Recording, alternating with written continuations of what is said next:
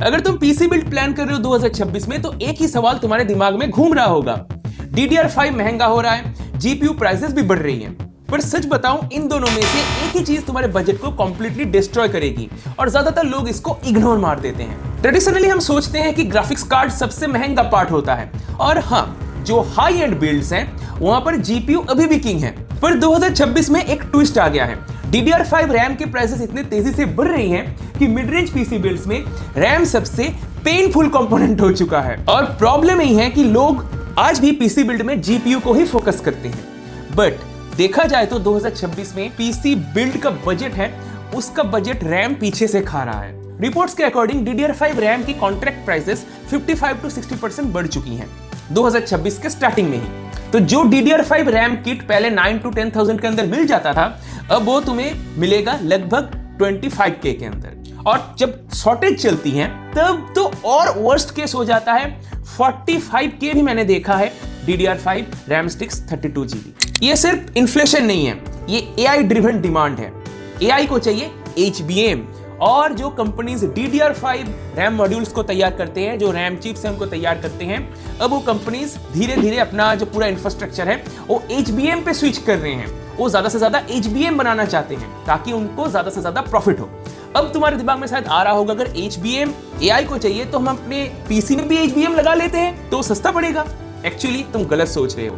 क्यों हमारे normal PC में HBM नहीं चल सकता, इसके ऊपर इन डेप्थ वीडियो तुम्हें आई बटन पे मिल जाएगा। और जब कंपनी ज्यादा से ज्यादा HBM बना रहे हैं, DDR5 की प्रोडक्शन कम हो चुकी है, तो जितना बन रही है वो और ज्यादा महंगे में बेचा जा रहा है। और ये प्रॉब्लम सिर्फ रैम बायर्स के लिए बुरा नहीं है, जो लोग ग्राफिक्स कार्ड लेने वाले हैं उनके लिए भी बुरा है ऑब्वियसली, क्योंकि ग्राफिक्स कार्ड्स में भी GDDR मेमोरीज ही यूज होती हैं जो हमारे कंज्यूमर ग्रेड कार्ड होती हैं। ग्राफिक्स कार्ड की प्राइसेस भी बढ़ रही है, बट थोड़ा अलग तरीके से। अर्ली 2026 में जीपीयूज की प्राइस हाइक 10 to 15% एक्सपेक्टेड था। हाई VRAM कार्ड्स 16GB उससे ऊपर सबसे ज्यादा इफेक्ट होगा। RTX 5070, RTX 5070 Ti, RX 9070 XT ये मिड रेंज में स्वीट स्पॉट कार्ड्स थे। बट अब इनके जो पहले प्राइसेस चल रहे थे 70K के अंदर, मैं 5070 Ti की बात नहीं कर रहा, 5070 की बात कर रहा हूँ, तो इनके प्राइसेस में काफी बढ़ोतरी देखने को मिला है।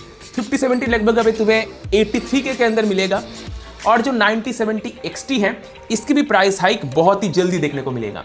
अभी ये लगभग 83K के अराउंड चल रही है। आज भी जितना प्राइस हाइक हुआ है इससे भी ये कार्ड स्टिल कंसिडरेबल हैं।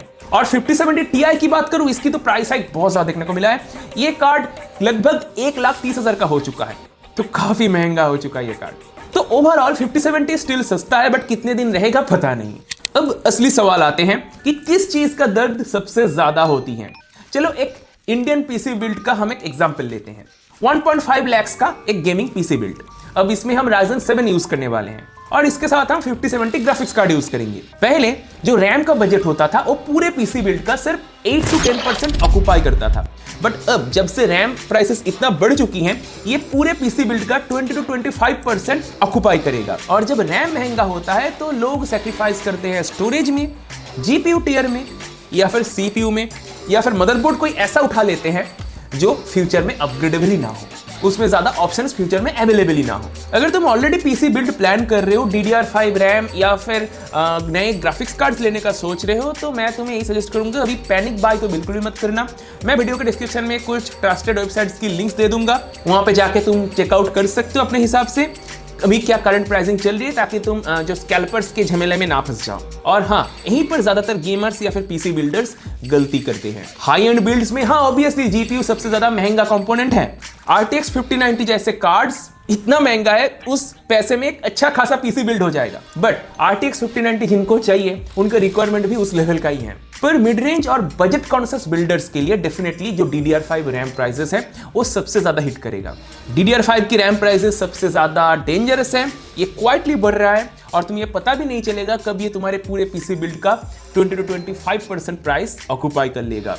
तो अगर तुम्हें बिल्ड करना है, बहुत ज्यादा जरूरी है, तो अभी कर लो, क्योंकि ये और बढ़ने वाली है। अगर तुमने DDR5 रैम प्राइसेस की ब्रेकडाउन वीडियो नहीं देखा तो आई बटन पे जो वीडियो है इसको जाके देख सकते हो। मैंने वहां पर क्लियरली दिखाया था किस तरीके से DDR5 रैम आज के डेट में कितना एक्सपेंसिव हो चुका है, पहले किस लेवल में वो मिलता था, किस प्राइस रेंज में वो मिलता था। इसीलिए मैं कह रहा हूं कि 2026 में गलत रैम डिसीजन गलत जीपीयू लेने से भी ज्यादा रिग्रेट देगा तुम्हें। तो करना क्या चाहिए? रूल नंबर 1, सबसे पहले अगर तुम पीसी बिल्ड कर रहे हो तो जीपीयू को सबसे पहले सिलेक्ट करो। पर रैम के केस में बिल्कुल ओवरकिल मत करो। आज की डेट में 32 GB RAM more than enough है, और DDR5 में अगर तुम 6000 मेगा ट्रांसफर पर सेकंड वाले रैम लेते हो वो मोर देन इनफ है। अगर तुम DDR4 कंसीडर कर सकते हो तो DDR4 के साथ जाओ। DDR4 और DDR5 में बहुत ज्यादा अंतर नहीं है। इसके ऊपर मैंने इन-डेप्थ में बनाया था वीडियो, जाके आई बटन पे देख सकते हो।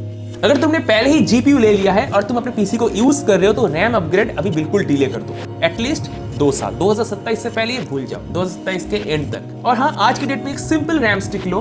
8 GB के चक्कर में बिल्कुल भी मत पड़ना, क्योंकि वो 2 दिन बाद तुम देखने नहीं वाले। इससे तुम्हारा बिल्ड काफी सस्ता हो जाएगा। 2026 में पीसी बिल्ड डेफिनेटली महंगा है, पर ये उनको सबसे ज्यादा नुकसान देगा जो सिर्फ GPU पे फोकस करते हैं और बाकी कुछ चीज देखते भी नहीं। DDR5 RAM prices quietly game change कर रहा है। स्मार्ट पीसी बिल्डर वही है जो GPU and RAM and CPU सबको समझ के एक बैलेंस्ड डिसीजन लेता है। तो अब अल्टीमेटली तुम्हें क्या समझ में आया? पैनिक नहीं, अभी प्लानिंग ही जीतेगा।